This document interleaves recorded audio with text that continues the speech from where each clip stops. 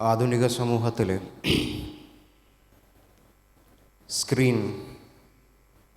Screen time എന്നിവ നമ്മളുടെ ഉപയോഗവും അതിനെ പ്രയോഗത്തിൽ എങ്ങനെ ഉപയോഗിക്കണമെന്നും എന്നുള്ളതാണ് നമ്മുടെ വിഷയം.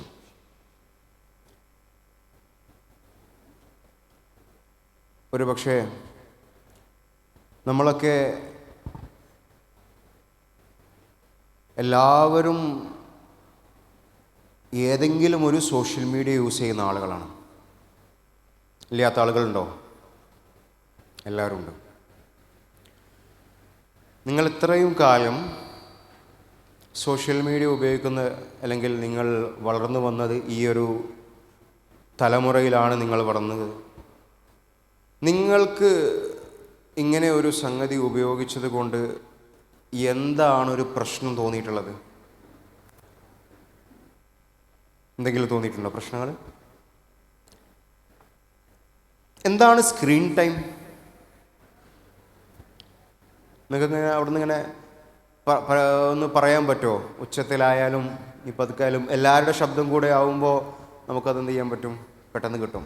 എന്താണ് സ്ക്രീൻ ടൈം? പറഞ്ഞോ. നമ്മൾ എത്രത്തോളം സമയം ഒരു സ്ക്രീനിൻ്റെ മുമ്പിലുണ്ടോ അതാണ് സ്ക്രീൻ ടൈം. നിങ്ങൾക്ക് എൻ്റെ സ്ക്രീൻ ടൈം എത്രയെന്ന് ഗസ് ചെയ്യാൻ പറ്റുമോ? എത്രയായിരിക്കും? ഞാൻ ഈ കണ്ണടക്ക് വെച്ചതുകൊണ്ട് നിങ്ങൾക്കൊന്നും മനസ്സിലാണില്ല. ഇത് കാഴ്ചക്കുറവുള്ള കണ്ണടല്ല, പക്ഷേ ARC കോട്ടിങ്ങുള്ള സ്ക്രീനിൻ്റെ മുമ്പിലിരിക്കാൻ വേണ്ടിയിട്ടുള്ള കണ്ണടയാണ്. ഞാൻ ആമസോണിൽ വർക്ക് ചെയ്യാണ്, ഒരു ഇൻവെസ്റ്റിഗേഷൻ ഡിപ്പാർട്ട്മെൻറ്റിലാണ്. അതുകൊണ്ട് എനിക്ക് സ്ക്രീനിൻ്റെ മുമ്പിൽ ഇരുന്നേ പറ്റൂ. അതുകൊണ്ട് എൻ്റെ സ്ക്രീൻ ടൈം എന്നുള്ളത് 8 മണിക്കൂറിന് മുകളിലാണ്. കാരണം അതെൻ്റെ ജോലിയാണ്. എൻ്റെ ജോലിക്ക് വേണ്ടി ഞാനതിരിക്കും. പക്ഷേ ആ സമയത്ത് ഞാനത് പ്രൊഡക്റ്റീവായിട്ട് ഞാൻ യൂസ് ചെയ്യും. എൻ്റെ സ്ക്രീൻ എങ്ങനെയായിരിക്കണം, അതിനുശേഷം അതിൻ്റെ ഇടയിലൂടെ എങ്ങനെയെല്ലാം ഒരു അറിവ് അച്ചീവ് ചെയ്യണം എന്നുള്ളതെല്ലാം. എന്നാൽ ഇന്നത്തെ ആധുനിക സമൂഹത്തിൽ ഇന്ന് നമ്മൾ സോഷ്യൽ മീഡിയ യൂസ് ചെയ്യുമ്പോൾ നമ്മളെ ബാധിച്ച ചില കാര്യങ്ങളുണ്ട്. ചില ബാധകൾ, നമ്മൾ പണ്ട് ബാധ എന്ന് പറയുമല്ലോ, പ്രേതബാധക്കൊക്കെ, അങ്ങനെ പ്രേതബാധ എന്നൊക്കെ പറയും. പക്ഷേ യഥാർത്ഥത്തിലുള്ള ബാധ അതല്ല, നമ്മളെ ബാധിക്കുന്ന ചില കാര്യങ്ങളുണ്ട്. ഈ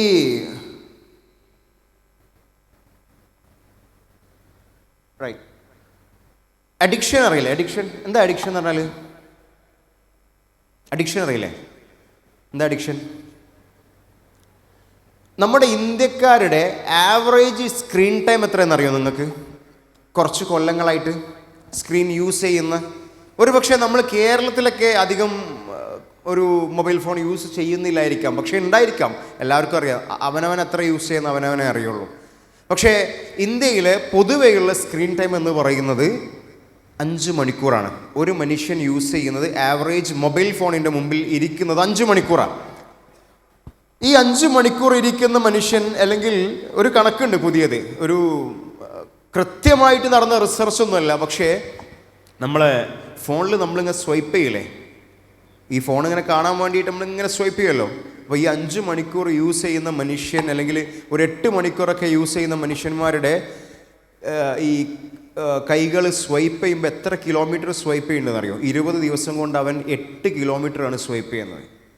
നമുക്ക് ചിന്തിക്കാൻ പറ്റുന്നത് 20 ദിവസം കൊണ്ട് അവൻ 8 കിലോമീറ്റർ അവന് വിരലിങ്ങനെ അനക്കുന്നത്. ഞാൻ ഇന്നലെ രാത്രി ഇരുന്നത് കൂട്ടി നോക്കി, ശരിയാണോ എന്നുള്ളത്. സാധ്യമാണ്, അങ്ങനെയാണ്. ഏകദേശം ഒരു മൗണ്ട് എവറസ്റ്റ് ഒക്കെ കയറുന്നത്ര ദൂരം എന്നൊക്കെ പറയില്ലേ. 8 കിലോമീറ്ററാണ് 20 ദിവസം കൊണ്ട് ഒരു മനുഷ്യൻ്റെ സ്ക്രീൻ ടൈം വരുന്നത്. അഡിക്ഷൻ സ്റ്റാറ്റസിൻ്റെ റിസൾട്ട് കേൾക്കണോ നിങ്ങൾക്ക്? അഡിക്ഷൻ്റെ റിസൾട്ട് ഇന്ത്യയിൽ എന്നല്ല, വേൾഡിലെ ഒരു കണക്ക് പ്രകാരം, വേൾഡിലെ കണക്ക് പ്രകാരം 54 മില്യൺ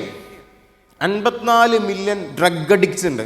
ഈ 54 മില്യൺ ഡ്രഗ് അഡിക്ട്സ് ഈ അടുത്ത് വരെ എത്താൻ, അതായത് 54 മില്യൺ വരെ ഡ്രഗ് അഡിക്ട്സ് ആയത് 100 വർഷത്തിൻ്റെ മുകളിലാണ്. അത് 100 വർഷത്തിൻ്റെ മുകളിലായപ്പോഴേക്കാണ് 54 മില്യൺ ഡ്രഗ് അഡിക്ട്സ്, അത് ഡ്രഗിന്, ലഹരിക്ക് അടിമയായിട്ടുള്ള ആളുകൾ വേൾഡിൽ ഉണ്ടായിട്ടുള്ളത്. എന്നാൽ ഈ സോഷ്യൽ മീഡിയ അഡിക്ട്സ് ഉണ്ടല്ലോ, സോഷ്യൽ മീഡിയയുടെ അഡിക്ട്സ് ആയതെങ്ങനെ? അധികമൊന്നുമില്ല, 250 million social media addicts, social media use ചെയ്തിട്ട് അഡിക്റ്റ് ആയിട്ടുള്ള ആളുകളുള്ളത് 15 വർഷത്തിൻ്റെ താഴെയാണ്. അതായത് ഈ കഴിഞ്ഞ 15 വർഷത്തിൻ്റെ ഉള്ളിലാണ് 250 മില്യൺ സോഷ്യൽ മീഡിയ അഡിക്ട്സ് ഉള്ളത്. ഡ്രഗ് അഡിക്ട്സോ അത്ര പോലുമില്ല, 54 മില്യൺ. അതും 100 വർഷത്തിന് മുകളിലാണ് ഇത്രത്തോളം ആളുകളായത്. അപ്പോൾ നമ്മൾ നോക്കണം ഇന്നത്തെ സമൂഹത്തിൽ ഈ അഡിക്ഷൻ എന്നുള്ളത് എത്രത്തോളം ആയിട്ടുണ്ടെന്ന് ശ്രദ്ധിക്കണം. നമ്മളെ സ്ക്രീൻ നമ്മളിത് യൂസ് ചെയ്യുന്നില്ല കുറേ ദിവസമായിട്ട്. ഇപ്പോൾ നമ്മളൊക്കെ പറയും, ഇപ്പോൾ വീട്ടിലൊക്കെ ആയാലും മൊബൈൽ ഫോൺ ഉപയോഗിക്കുന്ന എല്ലാവരും, നിങ്ങളും ഞാനടക്കം, ചിലപ്പോൾ ബാങ്കൊക്കെ കൊടുക്കുമ്പോഴോ അല്ലെങ്കിൽ എന്തെങ്കിലും ഒരു നിസ്കാരത്തിൻ്റെ സമയമായാലും ഫോണിൽ കളിച്ചുകൊണ്ട് നിൽക്കുകയെന്നുണ്ടെങ്കിൽ വീട്ടുകാർ പറയും, എന്ത് ഫോണിൽ തോണ്ടിക്കല്ലേ, എന്ത് ചെയ്യ്, പള്ളിയിൽ പറയില്ലേ? പറയും. ശരിക്ക് ഇങ്ങനെ ഒരു സംഗതി നമ്മൾ പറഞ്ഞ ഈ സ്ക്രീൻ ടൈം എന്ന് പറയുന്നത്, നമ്മുടെ സോഷ്യൽ മീഡിയ യൂസേജ് എന്ന് പറയുന്നത് നമ്മളെ ബാധിക്കുന്നുണ്ടോ? ദീനിനെ ബാധിക്കുന്നുണ്ടോ? ഉണ്ടോ? ഉറപ്പാ. എങ്ങനെ ബാധിക്കുന്നത് ഒന്ന് പറയാൻ പറ്റുമോ? ഏത് രീതിയിലാണ് ബാധിക്കുന്നത്? ഒന്നാമത്തെ ബാധ എന്താ പറഞ്ഞു? നമ്മളെ ബാധിച്ച ചില കാര്യങ്ങളുണ്ട്. ഒന്നെന്തിനാ ബാധിച്ചേ? സമാധാനം. നിങ്ങളെ സമാധാനം കുറച്ചു കാലമായിട്ട് കുറയുണ്ടെന്ന് നിങ്ങൾക്ക് തോന്നുന്നുണ്ടോ? അല്ലേ? എന്തോ കുറയുണ്ടോ? ഈ സമാധാനം കുറയുന്നതിന് ഒരു കാര്യം നിങ്ങൾക്ക് തോന്നിയത് ഒന്നും ചെയ്യാൻ സമയമില്ല എന്നുള്ളതാണോ? ആണല്ലേ? ഓക്കെ.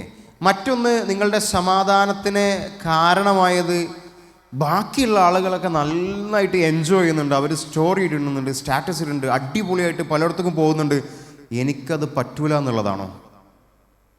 പലർക്കുണ്ട്.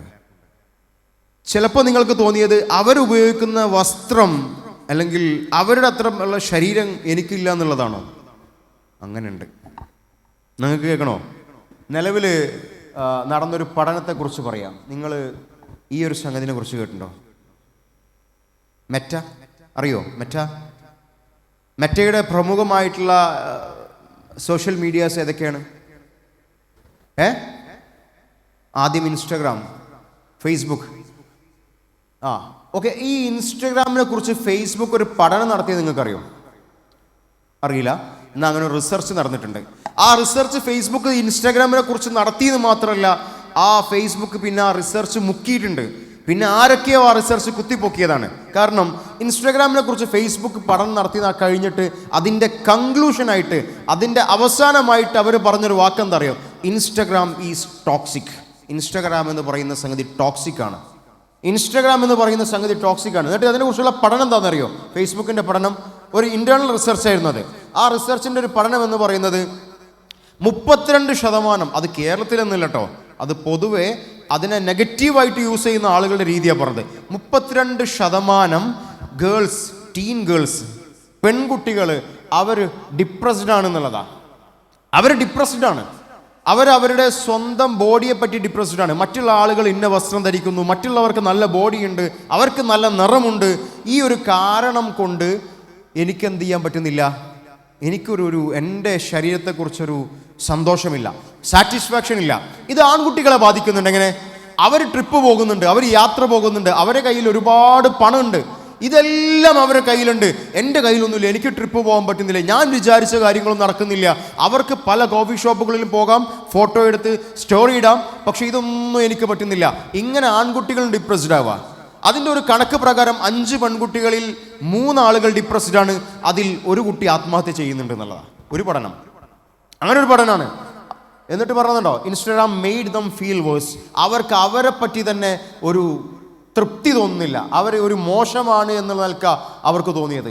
മറ്റൊന്നുകൊണ്ടില്ലേ, കിഡ്സിനെ കുറിച്ചൊരു പഠനം നടന്നു, കുട്ടികളെക്കുറിച്ച് നടന്ന പഠനത്തിലും ഫേസ്ബുക്ക് പറഞ്ഞത് എന്താ അറിയോ? അത് അവരുടെ മെൻ്റൽ ഇഷ്യൂസിനെ നന്നായിട്ട് ബാധിക്കുന്നുണ്ടെന്ന ആ ഒരു റിസർച്ച് അവിടെ നിർത്തി. അവർ നിർത്തി. ഒരു പക്ഷെ കിഡ്സ് എന്ന് പറയുന്നത് പറ്റ ചെറിയ കുട്ടികളാവണമെന്നില്ല. ഇവിടെ ഇരിക്കുന്നതിലും പലരും കിഡ്സ് എന്ന് പറയുന്ന വിഭാഗത്തിലുണ്ട്. ഒരു പക്ഷെ അത് നമ്മളെയും ബാധിച്ചിട്ടുണ്ട്, നമ്മളെ നന്നായിട്ട് ബാധിച്ചിട്ടുണ്ട് എന്നുള്ളതാണ്. മെൻ്റൽ ഇഷ്യൂസിനെ നന്നായിട്ട് ബാധിച്ചിട്ടുണ്ട്. അപ്പോൾ എന്ത് ചെയ്യണം? നമ്മളോട് പ്രവാചകൻ പറഞ്ഞ ഒരു വാക്കുണ്ട്, ആ വാക്കിനെ നമ്മൾ മറന്നുപോയി എന്നുള്ളതാണ് അവിടെ അടിസ്ഥാനപരമായിട്ടുണ്ടായത്. നമ്മളെ സംബന്ധിച്ച് നമ്മൾക്ക് ഒന്നുമില്ല എന്ന് വിചാരിക്കുക. അപ്പം നമ്മളെന്താ ചെയ്യേണ്ടത്? എന്ത് ചെയ്യണം? നമ്മളെ സംബന്ധിച്ച് നമ്മളെ കയ്യിൽ ഒന്നുമില്ല, ബാക്കിയുള്ള ആളുകൾ സന്തോഷകരമായിട്ട് ജീവിക്കുന്നുണ്ട്. അപ്പം നിങ്ങൾ എന്ത് ചെയ്യണം? അതിൻ്റെ സൊല്യൂഷൻ പ്രവാചകൻ പറഞ്ഞ ഒന്ന് വാക്കതാ, ഉൻളുറു ഇലാ മൻ ഹുവ അസ്ഫല മിൻകും വലാ തൻളുറു ഇലാ മൻ ഹുവ ഫൗഖകും. നിങ്ങൾ എന്ത് ചെയ്യണം? നിങ്ങളെ താഴെയുള്ളവരേക്ക് നോക്കേണ്ടത്, അല്ലാതെ നിങ്ങളുടെ മുകളിലുള്ള ആൾക്കാരിലേക്കല്ല. എല്ലാവരും ഡിപ്രസ്ഡ് ആവണതിന് ഒരു കാരണം എന്താ? എൻ്റെ മുകളിലുള്ള ആളുകൾക്ക് ഇത്ര വരുമാനമുണ്ട്, എൻ്റെ മുകളിലുള്ള ആളുകൾക്ക് അത്രത്തോളം സന്തോഷം അവരുടെ ജീവിതത്തിൽ കിട്ടുന്നത് അവരുടെ കയ്യിൽ പൈസ ഉള്ളത് കൊണ്ടാണ്, അല്ലെങ്കിൽ അവർക്ക് ജീവിക്കാനുള്ള ഒരുപാട് വകകളുകൊണ്ടാണ്. നമ്മൾ അങ്ങനെയല്ല നോക്കേണ്ടത്. ഒരു മുസ്ലിമാണോ നിങ്ങൾ നോക്കേണ്ടത് നിങ്ങളുടെ താഴെയുള്ള ആളുകളിലേക്കെന്നാണ്. അതൊരു ജീവിതത്തിൽ പറഞ്ഞൊരു സൈക്കോളജിക്കൽ സൊല്യൂഷനാണ്. അള്ള പറഞ്ഞതാ, പ്രവാചകൻ അങ്ങനെയാണല്ലോ പഠിപ്പിക്കുക. അള്ള പറയാത്തതൊന്നും പ്രവാചകൻ പഠിപ്പിക്കൂല. നമ്മൾക്കുള്ള ഒരു സൊല്യൂഷനാ. നിങ്ങൾ എന്ത് കണ്ടാലും അതിൻ്റെ പേരിൽ നിങ്ങൾ സങ്കടപ്പെടേണ്ട ആവശ്യമില്ല. നിങ്ങൾക്ക് താഴെ കുറേ ആൾക്കാരുണ്ടാവും. രോഗം വന്നു, ചെറിയ രോഗമല്ല, നല്ല പ്രയാസമുള്ള രോഗം വന്നു. ആ സമയത്ത് നിങ്ങൾ എന്താ ചെയ്യേണ്ടത്?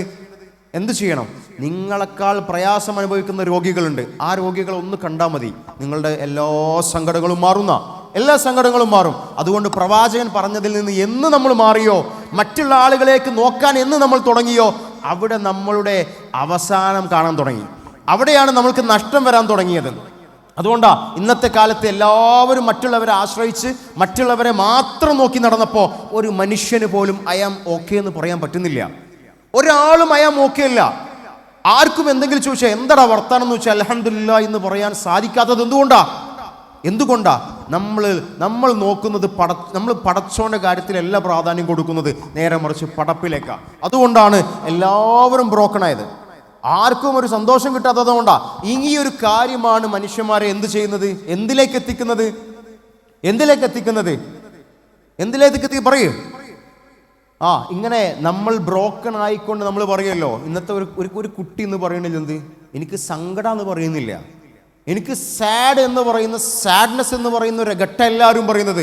നേരെ മറിച്ച് എല്ലാവരും പറയുന്നത് എന്താ പറയുന്നത്? എനിക്ക് എന്തുണ്ടെന്നാ? ഡിപ്രഷൻ.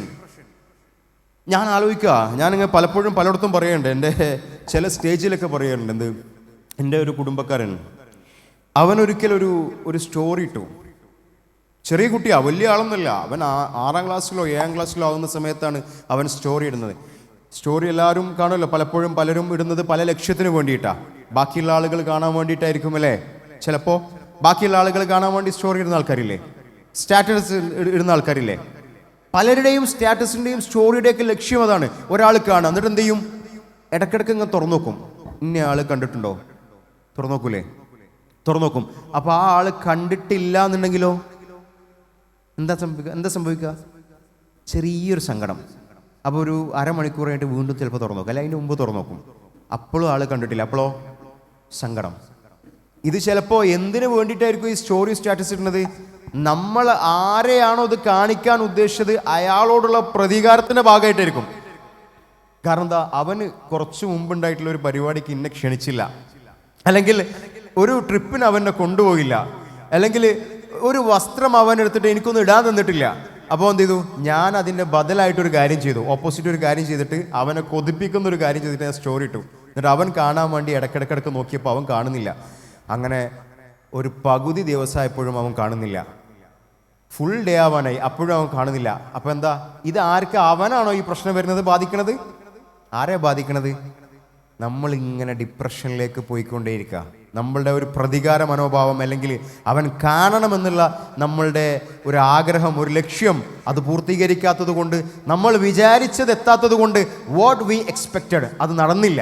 നമ്മൾ എക്സ്പെക്ട് ചെയ്ത ചില സംഗതികളുണ്ട്, അത് നടക്കാത്തത് കൊണ്ട് നമ്മൾക്ക് സാറ്റിസ്ഫാക്ഷൻ കിട്ടുന്നില്ല, ഡോപ്പമിൻ സെക്രീറ്റ് ചെയ്യുന്നില്ല, ഹാപ്പിനെസ് കിട്ടുന്നില്ല. അത് നമ്മൾ എന്തിലേക്ക് എത്തിച്ചു? ഡിപ്രഷനിലേക്ക് എത്തിച്ചു. പോകട്ടെ, മറ്റൊരു വിഷയം പറയാം. രണ്ടാമത്തെ ഭാഗം നമ്മളെ ബാധിച്ച മറ്റൊരു വിഷയം എന്തായിരിക്കും? ഫ്രണ്ട്സ്.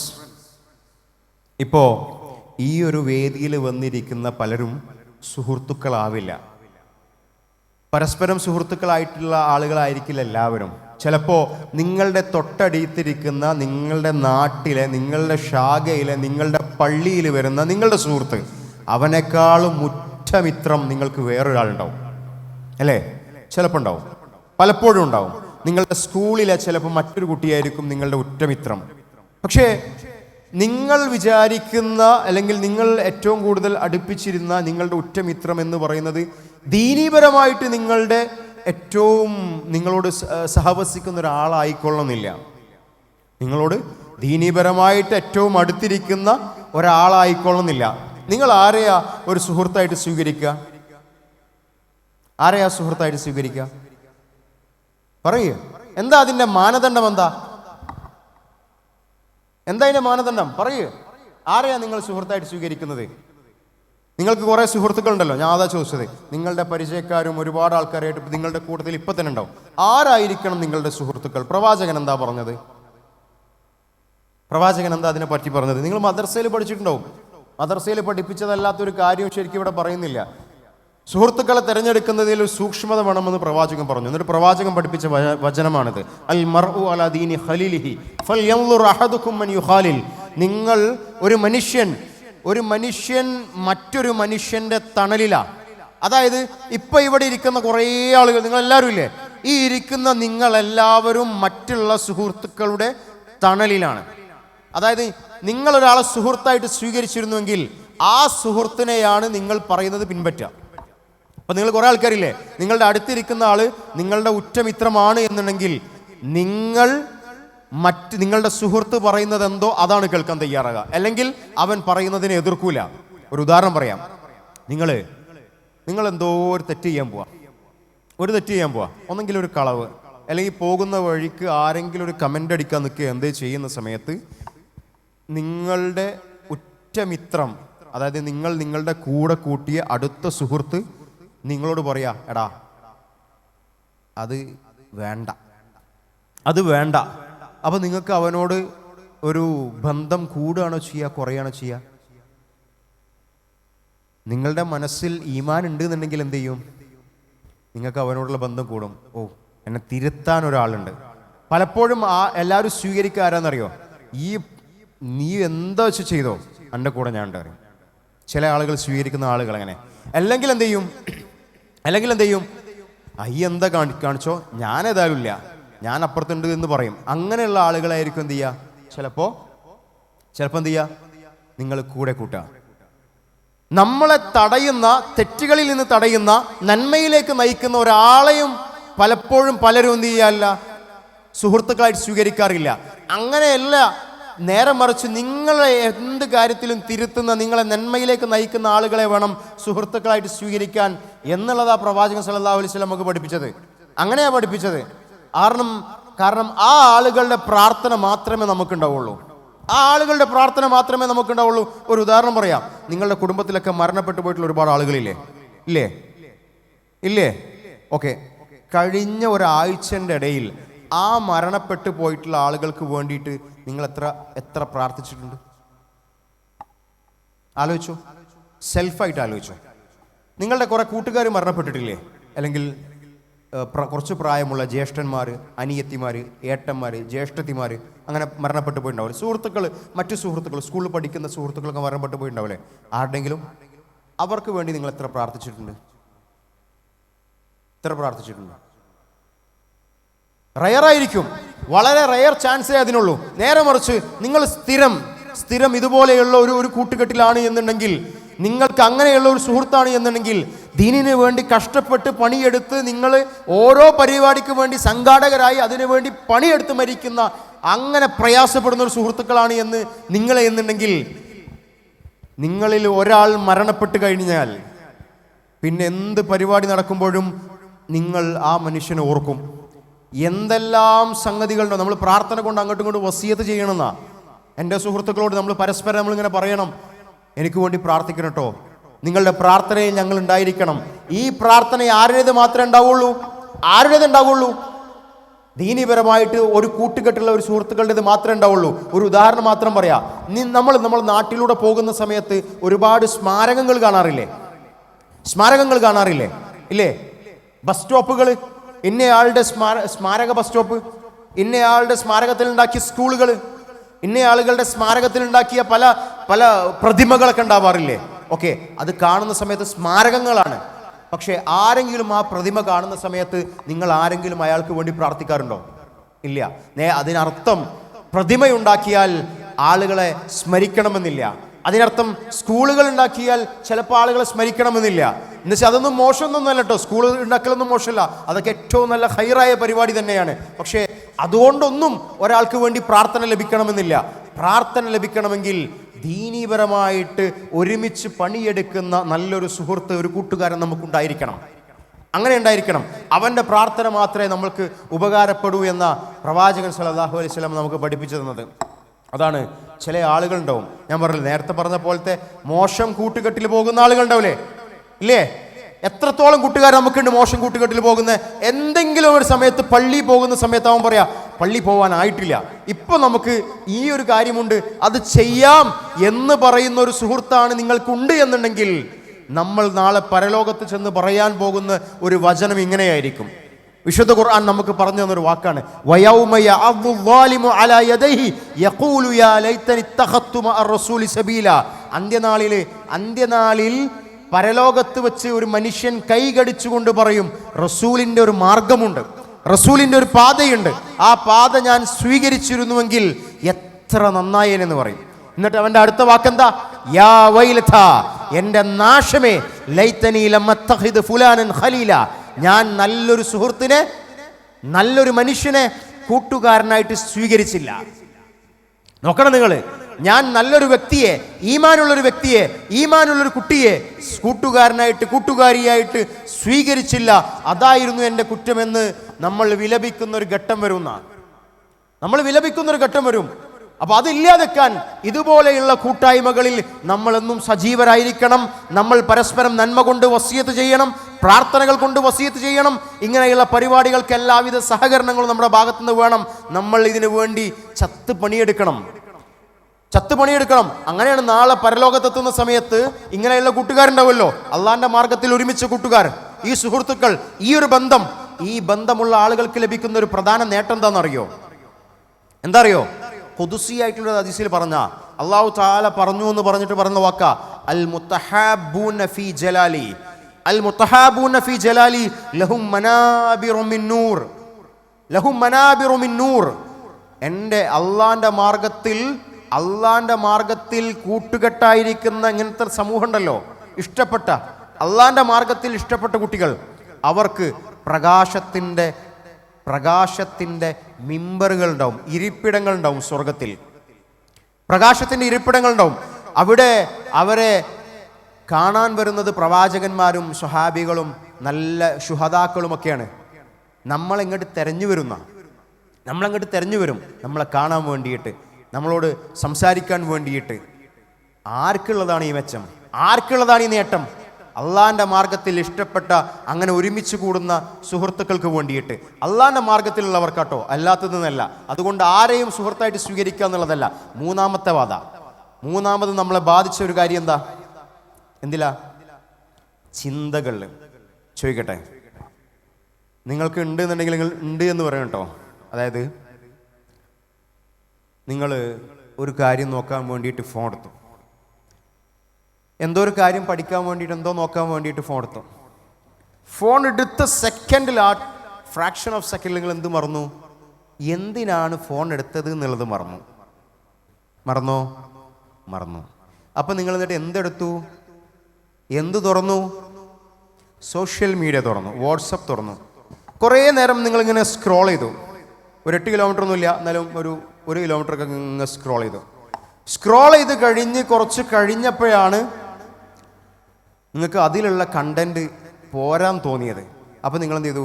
വേഗം സ്വിച്ച് ചെയ്തു. ഇൻസ്റ്റാഗ്രാമിലേക്ക് സ്വിച്ച് ചെയ്തു.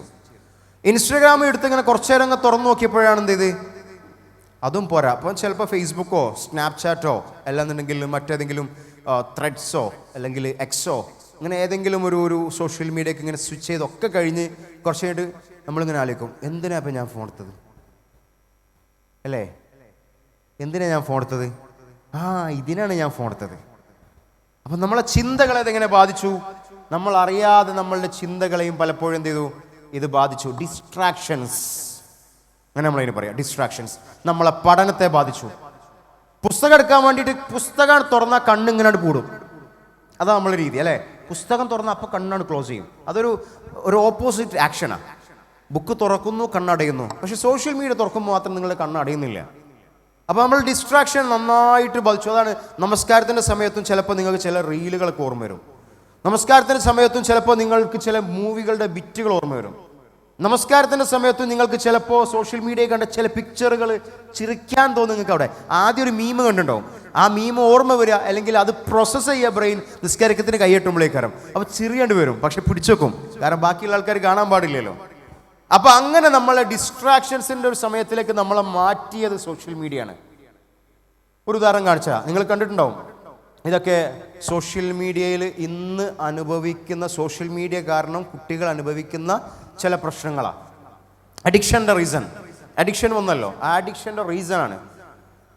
അതായത് കയ്യിൽ ഫോണില്ല എന്നുണ്ടെങ്കിലും കുട്ടികൾ എന്ത് ചെയ്യും? സ്ക്രോൾ ചെയ്തുകൊണ്ടേയിരിക്കുന്ന ഒരു രീതി. പിന്നെ ഇതെല്ലാം അതിൻ്റെ അഡിക്ഷൻ്റെ ഒരു അനന്തരഫലമാണ്. അഡിക്ഷൻ്റെ ഒരു അനന്തരഫലം. നമ്മളിപ്പോൾ കാണുമ്പോൾ നമുക്കൊക്കെ അത് കാണുമ്പോൾ ചിലപ്പോൾ ചെറിയ തോന്നില്ലേ? ചെറിയൊരു എന്താ പറയുക, എന്താണ് ഇവർ കാണിക്കുന്നത്, എന്തായാലും അവരവസ്ഥ. ഇതിലേക്കെത്താൻ വലിയ സമയമൊന്നും വേണ്ട കേട്ടോ. ഇതിലേക്കെത്താൻ വലിയ സമയമൊന്നും വേണ്ട. കാരണം ഇങ്ങനെയാണ് നമ്മൾ ഇന്ന് ഉപയോഗിക്കുന്ന രീതിയിലാണ് സോഷ്യൽ മീഡിയ ഉപയോഗം എന്നുണ്ടെങ്കിൽ നമ്മളും അല്ലെങ്കിൽ നമ്മുടെ നാടും വൈകാതെ, നമ്മുടെ നാട്ടിലെ ആളുകളൊക്കെ വൈകാതെ ഈ ഒരു അവസ്ഥയിലേക്ക് എത്തി മാറും. ബ്രെയിനിനെ സംബന്ധിച്ച് വലിയ സംഗതി ഒന്നും വേണ്ട. ചെറിയൊരു പ്രശ്നം ഉണ്ടായാൽ മതി. ബ്രെയിനെ ചെറിയൊരു ചാഞ്ചാട്ടം ഉണ്ടായാൽ മതി, നിങ്ങളുടെ എല്ലാ അവസ്ഥകളും മാറും. ചിലപ്പോൾ ബാക്കിയുള്ള ആളുകളുടെ മുമ്പിൽ നിങ്ങൾ ഇങ്ങനെ നിൽക്കേണ്ടി വരും, പരിഹാസ്യ കഥാപാത്രമായി മാറേണ്ടി വരും. ചിലപ്പോൾ അങ്ങാടിയിലൂടെ ഓർമ്മയില്ലാതെ ബുദ്ധിയില്ലാതെ നടക്കുന്ന ഒരവസ്ഥ ഉണ്ട് നോക്കും നിങ്ങൾ. എത്രത്തോളം അപഹാസ്യമാണ് ആ ഒരു അവസ്ഥ. ആ ഒരു അവസ്ഥയിലേക്ക് നമ്മൾ എത്താതെ ഏറ്റവും നല്ല രീതിയിൽ സോഷ്യൽ മീഡിയ ഉപയോഗിക്കേണ്ടത് നമ്മുടെ ബാധ്യതയാണ്. ഏറ്റവും നല്ല രീതിയിൽ ആ ഇൻഫർമേഷൻ പ്രോസസ്സ് ചെയ്യേണ്ടത്. ഇങ്ങനെ റിസർച്ച് കേട്ടണോ നിങ്ങൾ? കേട്ടണോ? കൊക്കോമെലൻ എന്ന് എന്താണെന്നറിയോ നിങ്ങൾക്ക്? ആരും കേട്ടിട്ടില്ല? ഇവിടെ നമ്മുടെ നാട്ടിലെ ആളുകൾ പലപ്പോഴും ഇത് കണ്ടിട്ടുണ്ടാവില്ല. ഇതൊരു കാർട്ടൂണാണ്, ഒരു ആനിമേറ്റഡ് സീരീസാണ് കൊക്കോമെലൻ. ഇനി പോയിട്ട് അത് കാണാൻ നിൽക്കണ്ട. അതിൻ്റെ കണ്ടെന്ന് വിചാരിച്ചുള്ളൊരു പ്രശ്നമല്ല കേട്ടോ. ഈ ഒരു റിസർച്ച് നടന്നത് ടോട്ടലേഴ്സിലാണ്. അതായത് ചെറിയ കുട്ടികളില്ലേ, ചെറിയ കുട്ടികൾ. ഇനി ശ്രദ്ധിച്ചോട്ടോ, ഇനി ശ്രദ്ധിക്കണേ, ഞാൻ പറയുന്ന കാര്യങ്ങൾ ശരിക്കും ശ്രദ്ധിച്ചോ. എന്താണ് നമ്മൾക്ക് സംഭവിച്ചത് എന്നറിയാൻ ഈ റിസർച്ച് മാത്രം മതി. എന്താണ് നമ്മൾക്ക് സംഭവിച്ചത് എന്നറിയാൻ ഈ റിസർച്ച് മാത്രം മതി. നമ്മൾ പറയൂലേ ഇന്നത്തെ കാലത്ത് സമയമില്ലാന്ന് അല്ലേ? എന്തുകൊണ്ട് നമ്മൾക്ക് സമയമില്ല എന്ന് തോന്നിയത്? അത് വലിയ റിസർച്ച് ആട്ടോ. ഞാൻ അതിൻ്റെ നിങ്ങൾക്ക് മനസ്സിലാകാൻ വേണ്ടി അതിൻ്റെ ചില ഭാഗങ്ങൾ മാത്രമേ പറയുള്ളൂ, ചില ഭാഗങ്ങൾ മാത്രം. കൊക്കോമെലൻ എന്ന് പറയുന്ന ഒരു യൂട്യൂബിലെ ചാനലാണ്, അല്ലെങ്കിൽ ഒരു ആനിമേറ്റഡ് സീരീസ് ആണ്. നല്ല കളർഫുൾ സീരീസാണ്, നല്ല കളർഫുൾ ആയിട്ട് ആനിമേറ്റ് ചെയ്തിട്ടുള്ള സീരീസാണ്. ഈ സീരീസിനെ ഒരു ടി വിയിൽ ഇട്ട് കൊടുത്തു. അതേ സമയത്ത് ഇതേ സീരീസിന് എന്ത് ചെയ്തു? ഇത് വേറൊരു ടി വി വെച്ചിട്ട് അതിൽ ഒരു ട്രഡീഷണൽ, ഒരു പഴയ വീട്ടിലെ കുറച്ച് കാര്യങ്ങൾ ഇട്ട് കൊടുത്തു. ഒരു വീട്ടിൻ്റെ ഉള്ളിലുള്ള കുറച്ച് കാര്യങ്ങൾ ചിത്രീകരിച്ചത്. ഒരു ഉമ്മ അല്ലെങ്കിൽ ഒരു അമ്മ ചോറുണ്ടാക്കുന്നു, അല്ലെങ്കിൽ ഒരച്ഛൻ വീട്ടിലേക്ക് ഇങ്ങനെ പതുക്കെ വരുന്നു. ഇങ്ങനെയുള്ള ഒരു സ്ലോ ഫേസ് വീഡിയോ. അങ്ങനെയല്ലോ ശരിക്കും ജീവിതം എന്ന് പറഞ്ഞാൽ ഒരു സ്ലോ ഫേസ് ആണ്. അതിനെ നമ്മളാണ് ഫാസ്റ്റ് ആക്കിയത്, നമുക്കാണ് ഫാസ്റ്റ് വേണ്ടത്. അപ്പോൾ ഇത് രണ്ടും കുട്ടികൾക്ക്, ചെറിയ കിഡ്സില്ലേ, അവർക്ക് കാണിച്ചു കൊടുത്തു. അവർ കുറച്ച് കുട്ടികളെ ഈ ടി വിൻ്റെ മുമ്പിൽ വെച്ചിട്ട്, രണ്ട് ടി വിൻ്റെ മുമ്പിൽ വെച്ചു. രണ്ട് ടി വി ഉണ്ട് അവിടെ. എന്നിട്ട് ഏതാണ് ഇവർ കാണുന്നത് നോക്കി. ഇവർ കാണുന്നത് ഏതാ? വീട്ടിലിങ്ങനെ അമ്മ ചോറുണ്ടാക്കുന്നത് ഈ കുട്ടികൾക്ക് കാണണ്ട. നേരെ മറിച്ച് എന്താ അവർക്ക് കാണേണ്ടത്? അച്ഛൻ പതുക്കെ വരുന്നത് അവർക്ക് കാണണ്ട. നേരെ മറിച്ച് എന്താ കാണേണ്ടത്? അവർക്ക് കാണേണ്ടത് നല്ല കളർഫുൾ ആയിട്ടുള്ള ആനിമേറ്റഡ് ആയിട്ടുള്ള അവരുടെ മനസ്സിലേക്ക് ഇങ്ങനെ തുളച്ചു കയറുന്ന ചില കാര്യങ്ങൾ, അങ്ങനെയുള്ള ചില വിഷ്വൽസ്. ഈ വിഷ്വൽസ് ആണ് എന്ത് ചെയ്യേണ്ടത്? അവർക്ക് കാണേണ്ടത്. അങ്ങനെ ആ വിഷ്വൽസ് കാണുമ്പോൾ എന്താ അവർക്ക് സംഭവിക്കുന്നത്? അവരുടെ ബ്രെയിനിൻ്റെ ഒരു ഭാഗം മാത്രം, ഈ വിഷ്വൽ കാണുന്ന അങ്ങനെയുള്ള ഒരു ഭാഗം മാത്രം വർക്ക് ചെയ്യും. അവരുടെ ഡോപ്പമിൻ സെക്രീറ്റ് ചെയ്യും. ഡോപ്പമിൻ എന്ന് പറയുന്ന ഹാപ്പി ഹോർമോൺ ഇല്ലേ, അത് സെക്രീറ്റ് ചെയ്യും. അപ്പോൾ ഇവരിങ്ങനെ സ്ഥിരം ഇത് കാണുമ്പോൾ എന്താ ചെയ്യുന്നത്? അവർക്ക് സ്ലോ ആയിട്ടുള്ള ഒരു സംഗതിയും വേണ്ട, എല്ലാം ഫാസ്റ്റായിട്ട് പെട്ടെന്ന് നടക്കുന്ന ഇങ്ങനത്തെ ആനിമേറ്റഡ് സീരീസ്, കളർഫുൾ സീരീസ്. എന്നിട്ട് ആ ബ്രെയിനിൻ്റെ ഒരു ഭാഗം മാത്രം വർക്ക് ചെയ്യുമ്പം സ്ഥിരം അത് വർക്ക് ചെയ്ത് എന്ത് ചെയ്യും? ഒരു ഭാഗം മാത്രം വർക്ക് ചെയ്താൽ എന്ത് ചെയ്യും? പറയൂ, എന്ത് ചെയ്യും? ബാക്കിയുള്ള ഭാഗങ്ങൾ ഉപയോഗിക്കാതെ വരും, അല്ലെങ്കിൽ ഈ ഭാഗത്ത് മാത്രമായിട്ട് നമ്മളുടെ ബ്രെയിനിൻ്റെ ഫോക്കസ് അവിടേക്ക് ചുരുങ്ങും.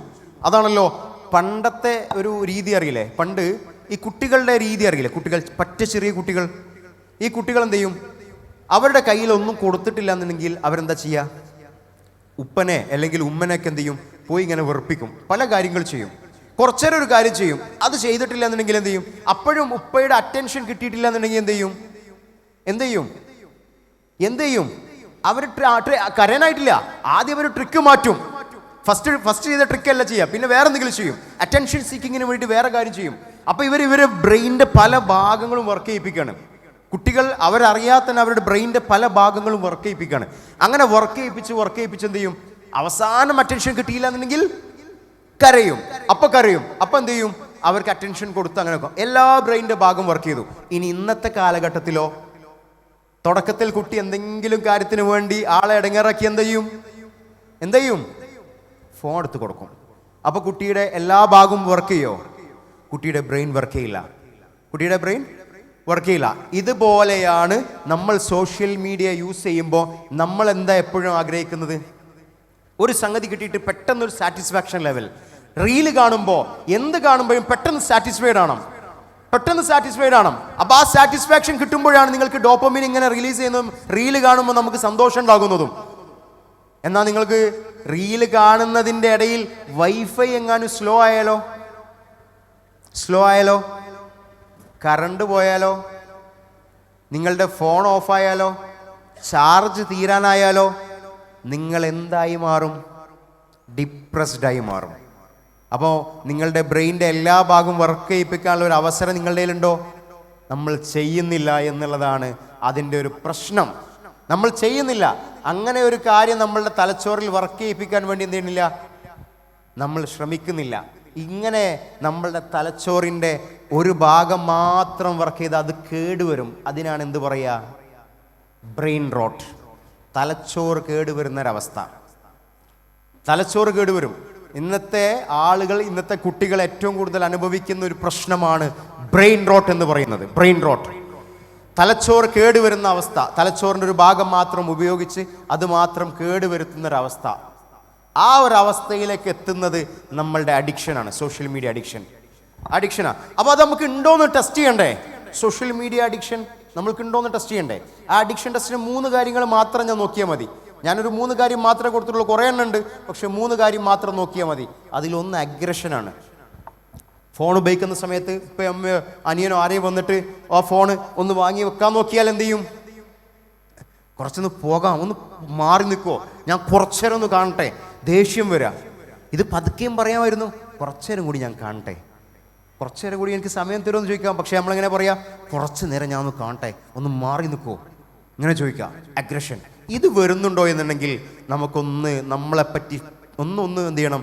സെൽഫായിട്ടൊന്ന് പേടിക്കണം. രണ്ടാമത്തേത് ഒരു അഡിക്ഷൻ ടെസ്റ്റ് ചെയ്ത് നോക്കാം. ഡിപ്രഷൻ. വൈഫൈ, ഞാൻ നേരത്തെ പറഞ്ഞില്ലേ, വൈഫൈ സ്ലോ ആകുകയോ, ഇൻ്റർനെറ്റ് കട്ടാവുകയോ, ഫോൺ ചാർജ് തീരാനാവുകയോ, ഫോൺ ആരെങ്കിലും വാങ്ങി വെക്കുകയോ ചെയ്യുന്ന സമയത്ത് നിങ്ങൾക്കൊരു ഡിപ്രഷൻ അനുഭവിക്കാൻ പോകുന്നു എന്നുണ്ടെങ്കിൽ നിങ്ങൾ ശ്രദ്ധിക്കണം.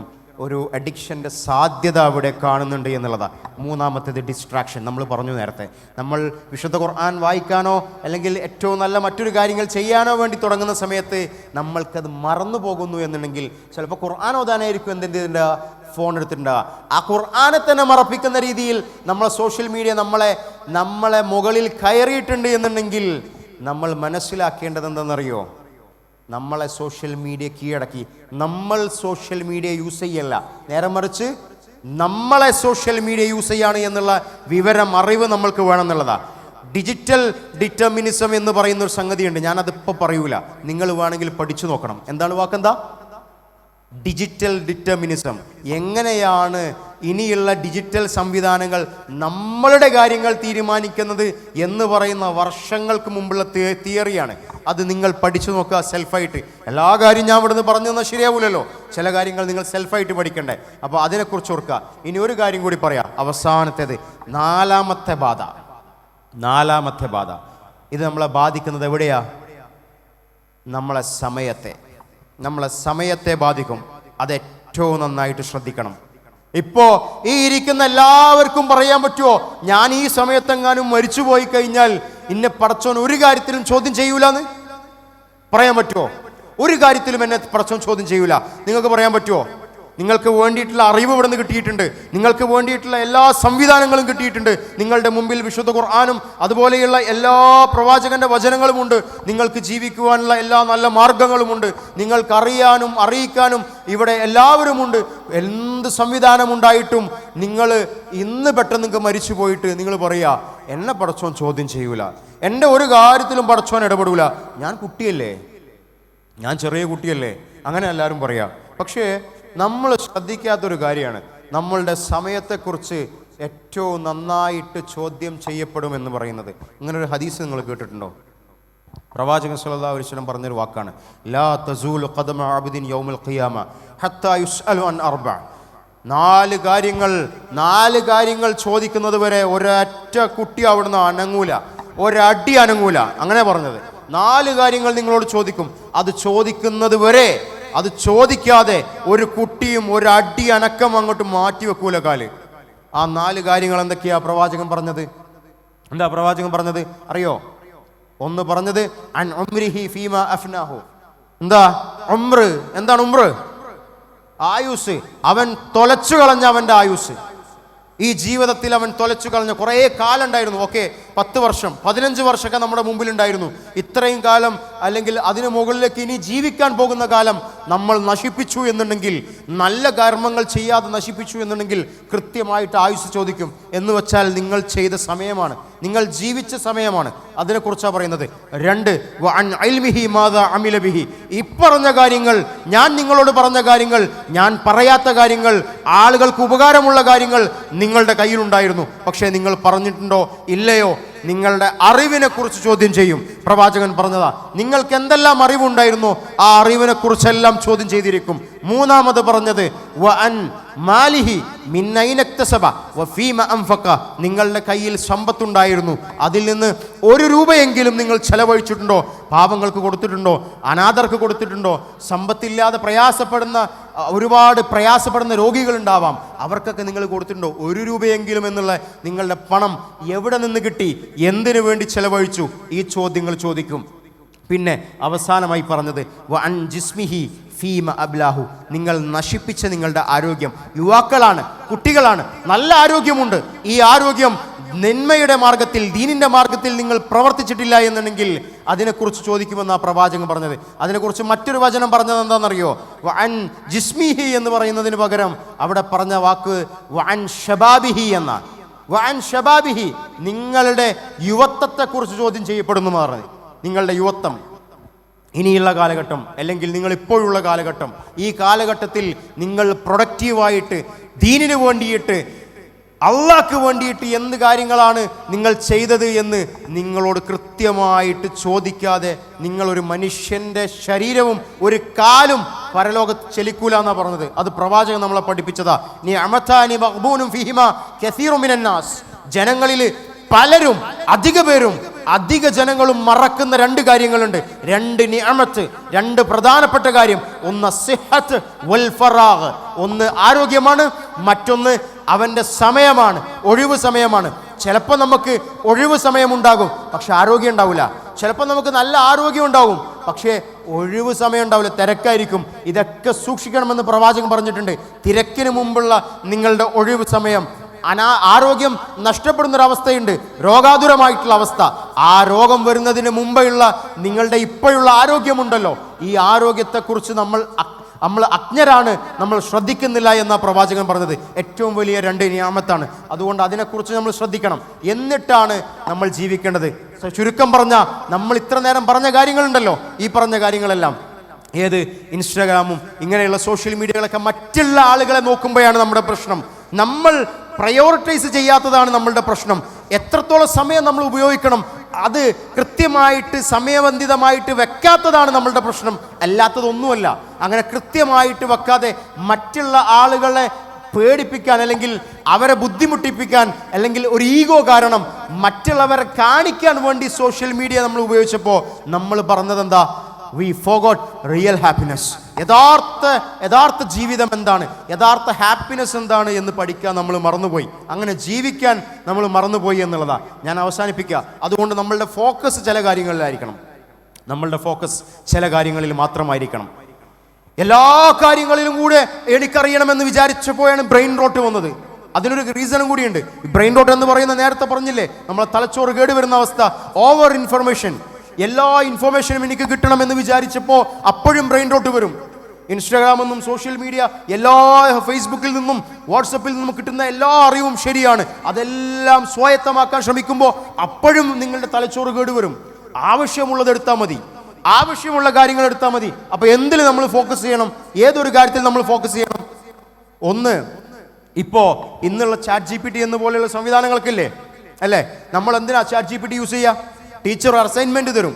അസൈൻമെന്റ് തരുന്ന സമയത്ത് ഒരു പഠനമാണ് കേട്ടോ, ശ്രദ്ധിച്ചോ. ടീച്ചർ അസൈൻമെന്റ് തരുമ്പോൾ പലപ്പോഴും എന്ത് ചെയ്യും? 1000 വേർഡുള്ള ഒരു സംഗതി എഴുതണം. 1000 വേർഡുള്ള ഒരു കാര്യം, ഒരു ടോപ്പിക് എഴുതണം. ആ ടോപ്പിക് എഴുതുന്ന സമയത്ത് എഴുതാൻ വേണ്ടി നിങ്ങൾ എന്ത് ചെയ്യും?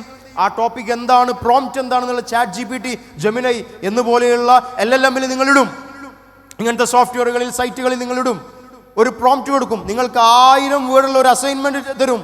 നിങ്ങളതൊന്നും നോക്കാതെ വിലയിരുത്താതെ നേരെ ടീച്ചർക്ക് കൊണ്ടുപോയി കൊടുക്കും. നിങ്ങൾക്ക് മാർക്ക് കിട്ടും. നിങ്ങളുടെ സാറ്റിസ്ഫാക്ഷൻ അവിടെ എന്തിലാ? അവസാനം കിട്ടുന്ന മാർക്കിൽ. എന്നാൽ നിങ്ങളുടെ ബ്രെയിൻ വർക്ക് ചെയ്തോ?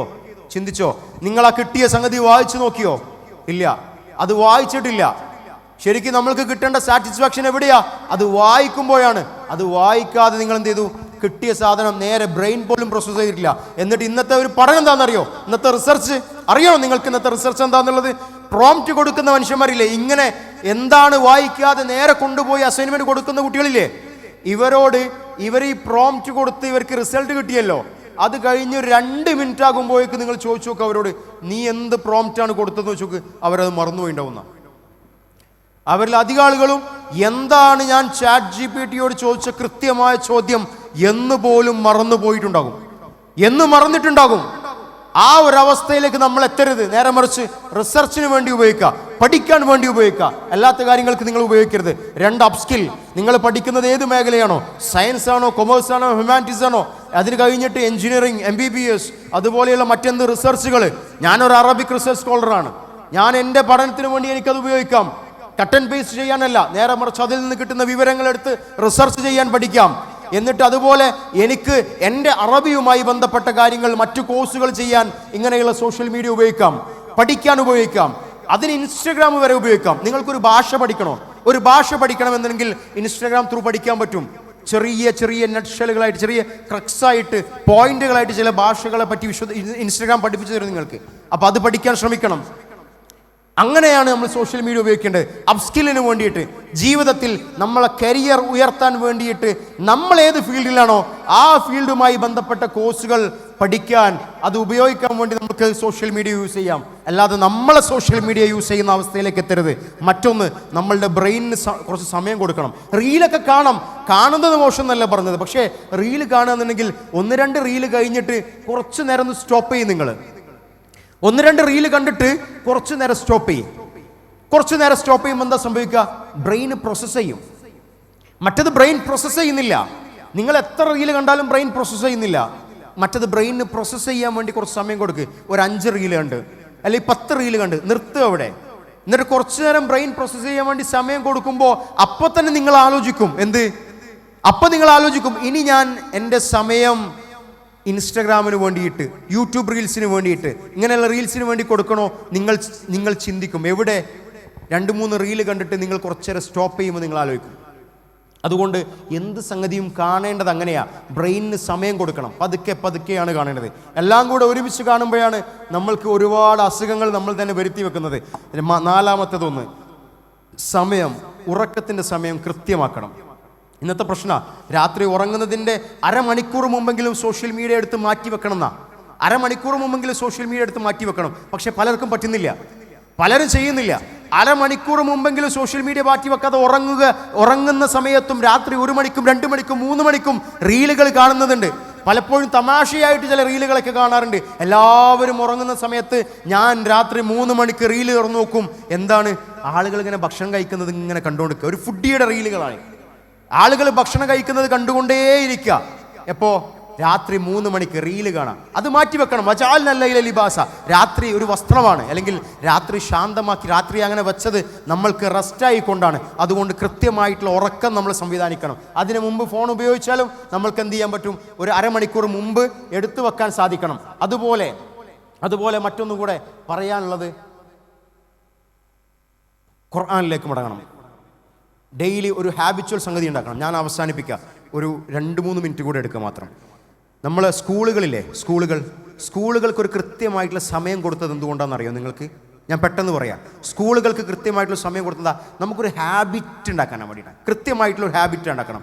എന്നും കൃത്യമായിട്ടുള്ളൊരു ഹാബിറ്റ് ഉണ്ടാക്കുമ്പോൾ അത് നമ്മളുടെ റുട്ടീൻ്റെ ഒരു ഭാഗമായിട്ട് മാറും. അപ്പോൾ ദിവസം ഒരു 10 മിനിറ്റെങ്കിലും നിങ്ങൾ ഖുർആൻ ഓതിയാൽ അത് നിങ്ങളുടെ ജീവിതത്തിൻ്റെ ഒരു ഭാഗമായിട്ട് മാറും. അങ്ങനെ നമ്മൾക്ക് പലപ്പോഴും നമ്മളെ സോഷ്യൽ മീഡിയ ഉപയോഗിക്കുന്നതിൽ നിന്ന് മാറ്റിയിട്ട് നമ്മൾ യഥാർത്ഥത്തിൽ എങ്ങനെ ജീവിക്കണമെന്ന് നമ്മൾക്ക് കാണിച്ചു കൊടുക്കാൻ പറ്റും. അതുകൊണ്ട് വിശുദ്ധ ഖുർആനിലേക്ക് മടങ്ങണം എന്നുള്ളതാണ് മറ്റൊരു കാര്യം. പിന്നെ നമ്മൾ പരിചയപ്പെടുത്തുമല്ലോ നമ്മളുടെ സാധാരണയുള്ള ഇങ്ങനെയുള്ള സംവിധാനങ്ങളൊക്കെ പഠിക്കാൻ വേണ്ടിയിട്ട് സോഷ്യൽ മീഡിയ ഉപയോഗിക്കേണ്ടത് ഇങ്ങനെയുള്ള ചാനലുകളും ഇതുപോലെയുള്ള മറ്റേത് സംഘടനയായാലും നല്ല ചാനലുകൾ നിങ്ങൾ ഉപയോഗിക്കണം. എന്നിട്ട് അതിൽ നിന്നുള്ള വിവരങ്ങൾ നിങ്ങൾ എഴുതി വെക്കണം. പഠിക്കാൻ വേണ്ടി എഴുതി വെക്കണം. വെറുതെ കണ്ട് ഫോണിൽ എഴുതി വെച്ചാൽ പോരാ. നിങ്ങൾ കൈ കൊണ്ട് പേന കൊണ്ട് എഴുതി വെക്കണം നിങ്ങൾക്ക് പഠിക്കാൻ പറ്റുന്ന പോയിന്റുകൾ. എങ്കിൽ മാത്രമേ നിങ്ങളുടെ ബ്രെയിനിലേക്ക് അത് വീണ്ടും പ്രോസസ്സ് ചെയ്യാൻ പറ്റുള്ളൂ. അതുപോലെ അവസാനമായിട്ടൊരു കാര്യം കൂടെ പറയാം. നമ്മളോട് ഒരു കാര്യം മാത്രമേ ഉള്ളൂ. പ്രവാചകൻ സല്ലല്ലാഹു അലൈഹി വസല്ലം പറഞ്ഞത് ബാക്കിയാകുന്ന 3 കാര്യങ്ങൾ. നിങ്ങൾക്കറിയോ അത്? ബാക്കിയാകുന്ന 3 കാര്യങ്ങളെ പറ്റി അറിയോ? പ്രവാചകൻ പറഞ്ഞു, ഒരു മനുഷ്യൻ മരിക്കുമ്പോൾ അവൻ്റെ 3 കാര്യങ്ങൾ മാത്രമേ ബാക്കിയാവുള്ളൂ. അതിൽ അവൻ ജീവിച്ചിരിക്കുന്ന കാലത്ത് അവൻ കൊടുത്ത സ്വതക്ക ജാരിയുണ്ട്. ഇല്ലാമിൻ സ്വതക്കത്തും ജാരിയ, ഏറ്റവും ജാരിയത്തായിട്ടുള്ള എന്നും നിലനിൽക്കുന്ന സ്വതക്ക. രണ്ടാമത്തേത് ഇൽമുൻ യുൻതഫഉ ബിഹി, ഉപകാരപ്രദമായിട്ടുള്ള അറിവ്. മൂന്നാമത്തേത് വലദുൻ സ്വാലിഹുൻ യദ്ഉ ലഹു, അവർക്ക് വേണ്ടി പ്രാർത്ഥിക്കുന്ന കുട്ടികൾ. അല്ലെങ്കിൽ അവർ മരിച്ചാലും അവർക്ക് ലഭിക്കുന്ന പ്രാർത്ഥനകൾ. ശ്രദ്ധിക്കണം, അവർ മരിച്ചാലും അവർക്ക് ലഭിക്കുന്ന പ്രാർത്ഥനകൾ അത് ഇവിടെ നിന്ന് മാത്രമേ ഉണ്ടാകുകയുള്ളൂ എന്നുള്ള ബോധം നമുക്ക് വേണം. അതിലെടുത്തു പറയുന്ന ഒരു സംഗതി ഇൽമുൻ യുൻതഫഉ ബിഹി, ഉപകാരപ്രദമായിട്ടുള്ള അറിവ്. ഈ ഒരു അറിവ് എന്നുള്ളത് എങ്ങനെയാണെന്നറിയോ നിങ്ങൾക്ക്? ഇത് നിങ്ങൾക്ക് ചെയ്യാൻ പറ്റും, ഏറ്റവും കൂടുതൽ പ്രൊഡക്റ്റീവായിട്ട് ചെയ്യാൻ പറ്റും. സോഷ്യൽ മീഡിയ ഉപയോഗിക്കുന്ന ആളുകൾ എന്ന സ്ഥിതിക്ക് ഇൻസ്റ്റാഗ്രാമും മറ്റേത് കാര്യങ്ങളും ഉപയോഗിക്കുമ്പോൾ നിങ്ങൾക്ക് ചെയ്യാൻ പറ്റുന്ന ഒരു പ്രധാനപ്പെട്ട കാര്യം എന്താണെന്നറിയോ? നിങ്ങൾ ഇത് കണ്ടിട്ടില്ലേ? ഇൻസ്റ്റാഗ്രാമിലെ ചില പേജുകളാണിത്. ഇൻസ്റ്റാഗ്രാമിലെ ചില പേജുകളാണ്. പല ആളുകളും ഇങ്ങനെയുള്ള കണ്ടന്റ് ഉണ്ടാക്കുന്നത്, ദീനി കണ്ടന്റ് ഉണ്ടാക്കുന്നത് അവർക്ക് റീച്ചിന് വേണ്ടിയായിരിക്കാം, ചിലപ്പോൾ നല്ല ദഅവത്തിന് വേണ്ടിയായിരിക്കാം. എന്തിനു വേണ്ടിയായാലും ഇങ്ങനെ ക്രിയേറ്റ് ചെയ്യുന്ന ഒരുപാട് പേജുകളില്ലേ, ഒരുപാട് ദിക്റുകൾ, അതുപോലെ വിശുദ്ധ ഖുർആന്റെ വചനങ്ങൾ, ഇതെല്ലാം ഇങ്ങനെ ആളുകൾ ഇങ്ങനെ സോഷ്യൽ മീഡിയയിൽ ഇടുന്ന സമയത്ത് നമ്മൾ വായിക്കുന്നതാണിത്, അല്ലേ? ഇത് ആരുണ്ടാക്കിയതാ? നമ്മളെപ്പോലെയുള്ള ഏതോ ഒരു ദീനി പ്രവർത്തകരുണ്ടാക്കിയതാ, ഏതോ ഒരു കുട്ടികൾ ഉണ്ടാക്കിയതാ. ആ കുട്ടികളിട്ട പോസ്റ്റാണ് നമ്മൾ ഇന്ന് വായിക്കുന്നത്. ഒരു പക്ഷേ ഈ ഒരു പേജിന്റെ ഓണർ എന്ന് പറയുന്ന ആൾ മരിച്ചു പോയിട്ടുണ്ടാവും. പക്ഷേ നമ്മൾ ഈ പേജ് വായിക്കുമ്പോൾ, നമ്മൾ വിശുദ്ധ ഖുർആനിന്റെ വചനങ്ങളൊക്കെ, അള്ളാഹിനെ പറ്റിയുള്ള ദിക്റുകളൊക്കെ ഇതുമൂലം വായിക്കുമ്പോൾ നമ്മൾക്ക് പ്രതിഫലം കിട്ടുന്നു, മരിച്ചു പോയിട്ടുള്ള ആ കുട്ടിക്ക് അല്ലെങ്കിൽ ഇതിന്റെ ക്രിയേറ്റർക്കും പ്രതിഫലം കിട്ടുന്നു. അപ്പോൾ സോഷ്യൽ മീഡിയ ഉപയോഗിക്കുന്ന നിങ്ങളോട് എനിക്ക് ചോദിക്കാനുള്ളതാ, നിങ്ങൾക്കുണ്ടോ ഇങ്ങനത്തെ ഒരു ഇൻസ്റ്റാഗ്രാം പേജ്? നിങ്ങൾ ആലോചിച്ചിട്ടുണ്ടോ ഇങ്ങനെ സോഷ്യൽ മീഡിയയെ ഉപയോഗിക്കാൻ പറ്റുന്നുള്ളത്? നിങ്ങൾ ഒരിക്കലെങ്കിലും ചെയ്യണ്ടേ? നമ്മൾ മരിച്ചാലും ബാക്കിയുള്ള ആളുകൾ ആരും നമ്മൾക്ക് വേണ്ടി പ്രാർത്ഥിച്ചിട്ടില്ല എന്നുണ്ടെങ്കിലും, ആരുടെ ഒരു ഗുണവും നമ്മളുടെ ഖബറിൽ ലഭിച്ചിട്ടില്ല എന്നുണ്ടെങ്കിലും, നമ്മളോട് ചെയ്യാൻ പറ്റുന്ന ഏറ്റവും നല്ല പണിയല്ലേ ആളുകൾക്ക് ദഅവത്ത് എത്തിച്ചു കൊടുക്കാൻ വേണ്ടിയിട്ട് ഇങ്ങനെയുള്ള വിശുദ്ധ ഖുർആന്റെ വചനങ്ങളും പ്രവാചകന്റെ വചനങ്ങളും ആളുകൾക്ക് നേർമാർഗം ലഭിക്കാൻ നമ്മളൊരു കാരണമായാലോ? നേർമാർഗം ലഭിക്കാൻ നമ്മൾ കാരണമായാലും, നമ്മൾ നാളെ മരണപ്പെട്ടു പോയാലും ഈ ഒരു ചാനൽ, അങ്ങനെയുള്ള പേജുകൾ അവിടെ തന്നെ കിടക്കും. അത് പലരും വായിക്കും. നമ്മൾ അറിയാതെ നമ്മളുടെ ഖബറിലേക്ക് ഒരുപാട് പ്രതിഫലം വന്നുകൊണ്ടേയിരിക്കും. അങ്ങനെയുള്ള പ്രതിഫലമല്ലേ വേണ്ടത്? ഇൽമുൻ യുൻതഫഉ ബിഹി, ഉപകാരപ്രദമായിട്ടുള്ള അറിവ്. അതുകൊണ്ട് ഇങ്ങനെയുള്ള അറിവുകളാണ് നമ്മൾക്ക് നാളെ പരലോകത്ത് ഉപകാരപ്പെടൂ. അങ്ങനെയാണ് സോഷ്യൽ മീഡിയയെ യഥാർത്ഥത്തിൽ ഉപയോഗിക്കേണ്ടത് എന്നുള്ളൊരു ബോധം വേണം. ബ്രെയിൻ റോട്ട് വരാതെ നമ്മളെ തന്നെ സൂക്ഷിക്കണം. ഓവർ ഇൻഫോർമേഷൻ ആകാതെ നമ്മളെ സോഷ്യൽ മീഡിയ യൂസ് ചെയ്യാതെ നമ്മൾ സോഷ്യൽ മീഡിയ യൂസ് ചെയ്യുന്ന അവസ്ഥയിലേക്ക് നമ്മൾ എത്തണം. ആരെങ്കിലും ചോദിക്കുകയാണ് നിങ്ങൾക്ക് ഡിപ്രഷനോ അഗ്രഷനോ ഡിസ്ട്രാക്ഷനോ ഉണ്ടോ എന്ന് ചോദിക്കുമ്പോൾ എനിക്ക് അങ്ങനത്തെ ഒന്നുമില്ല എന്ന് പറയാൻ സാധിക്കണം. നിങ്ങൾക്ക് ഇങ്ങനെയുള്ള സോഷ്യൽ മീഡിയയുടെ അഡിക്ഷൻ്റെ ഒരു ചെറിയ ഒരു ലാഞ്ചന പോലുമില്ല എന്ന് ആളുകളോട് പറയാൻ നിങ്ങൾക്ക് കാണിച്ചു കൊടുക്കാൻ സാധിക്കണം. ഏറ്റവും നല്ല ഹാപ്പിനെസ് ആയിട്ട് ഏറ്റവും നല്ല സാറ്റിസ്ഫാക്ഷനോട് കൂടിയിട്ട് ഹാപ്പിയോട് കൂടിയിട്ട് ഈ ദുനിയാവിൽ ജീവിക്കണം. മറ്റുള്ളവരെ കാണിക്കാതെ സ്വന്തത്തിന് വേണ്ടി ജീവിക്കാൻ പഠിക്കണം. നമ്മളുടെ ജീവിതത്തെ നമ്മൾ മറക്കരുത്. അള്ളാഹു നമുക്ക് എല്ലാവർക്കും തൗഫീഖ് നൽകുമാറാകട്ടെ. വാഹിർ ദഅ്വാനാ അൽഹംദുലില്ലാഹി റബ്ബിൽ ആലമീൻ. അസ്സലാമു അലൈക്കും വറഹ്മത്തുള്ളാഹി വബറകാതുഹു.